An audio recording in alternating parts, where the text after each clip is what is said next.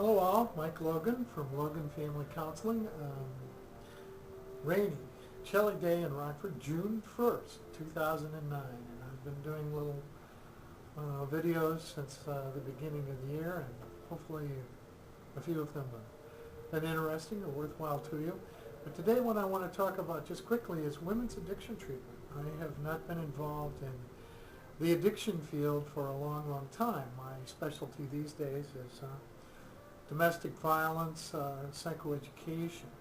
And imagine my surprise when I was doing web pages for my website, AskMikeTheCounselor2.com, about addiction work these days, and there is now a pretty strong advocacy for gender-specific treatment programs. At least in the early stages, men and women both do better if they don't begin their treatment in a one-size-fits-all treatment program. And makes sense. It does make sense. Women come to this particular process with some different issues than men.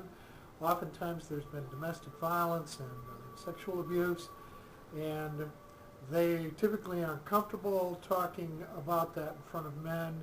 And oftentimes men who may have been abused or have abused have some difficulty in talking about that in front of women. And both those things need to be talked about in the early stages of building recovery.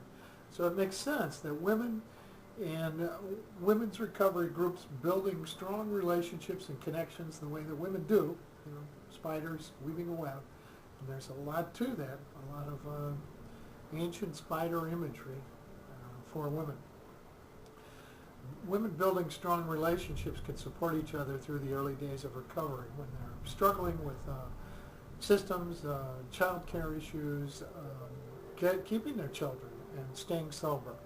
So strong relationships are a key part of that for women. And with women, they can talk freely about pain, anger, sorrow, losses that they may have experienced in the process of addiction. Oftentimes women who are involved in the sex trade in order to support a drug addiction will be stigmatized by the men in a program. So it's easier for women to talk and begin the healing process, the step work, recalibrating the brain, focusing attention on growth and strengths in a women's group. And lots of women's programs are using some innovative programming like yoga and color and light and aromatherapy and massage and acupuncture and psychodrama, which is a very powerful experiential therapy that I have used, have participated in as a counselor for a long, long time. So there's some real value to women's addiction treatment done in gender-specific groups. And I want to thank you. Mike Logan, AskMikeTheCounselor2.com.